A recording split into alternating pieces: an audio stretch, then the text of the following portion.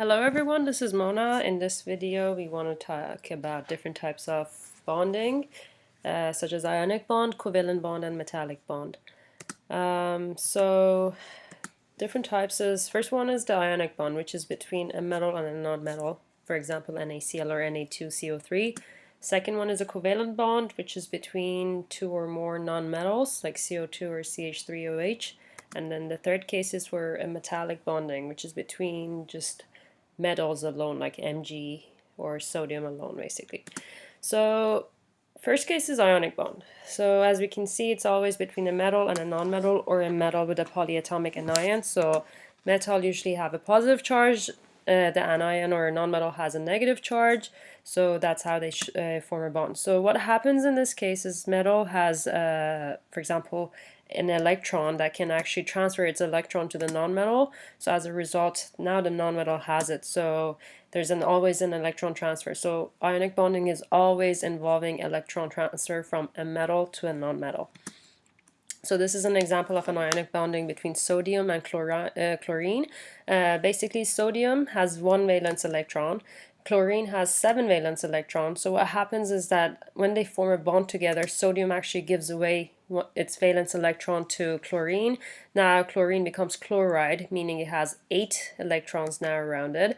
So it gets a negative charge and sodium gets a positive charge. And if you notice, once this happens, basically both of these atoms, they become very stable, because now sodium has 0 valence electron now. Now it looks like the noble gas before it, and then chlorine, and now it has changed to chloride, so it has 8 electrons. It looks like a noble gas after it, basically. So this way they both actually become very stable.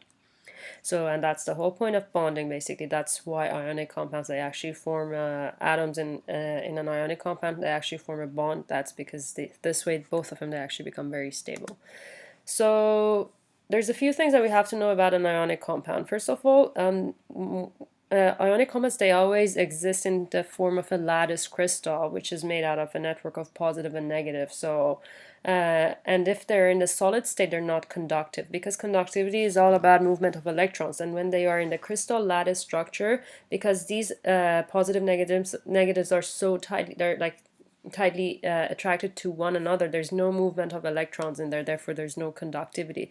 So once you make them molten, meaning you change them into liquid, or once you dissolve them in water, make them aqueous, that's the case that they actually have conductivity. So this is very important for ionic compounds to note. So the molten case and the aqueous case is the only cases that an ionic compound can actually have conductivity. So yeah, this is just a lattice structure. And second type of bonding is for covalent bonding. That's when it happens between two or more nonmetals. So basically what happens is that, for example, you have nonmetal number 1 and nonmetal number 2. So what they do is that they start sharing their electrons. So the electrons is actually being shared between the two. That's always the base for covalent bonding. So in the case of HF, for example, H has 1 valence electron, fluorine has 7 valence electrons. So what happens is that once they form a bond together, they start sharing their electrons. And what happens for hydrogen is now hydrogen has 2 valence electrons, so actually it looks like a noble gas after it. And then same thing happens for fluorine. Instead of 7 valence electrons, now it has 8 electrons around it, so it also looks like a noble gas after it. So in this case, both of these nonmetals are becoming very stable. So the base of covalent compounds, as you can see, covalent bonding is based on sharing electrons. And yeah, they both become very stable.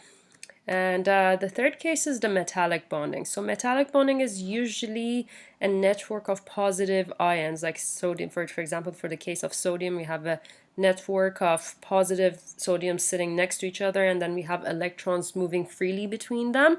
So it's always an attractive force between valence electrons and the positive atoms of those metals. So what happens is that these electrons, they keep moving in between these ions, and because of that, there's always conductivity. So that's why ionic compounds are usually conductive, because there's always movement of these electrons in between them. So this is also very important. Okay, so that was it. Thanks for watching, and see you guys in the later videos. Have a good day. Bye.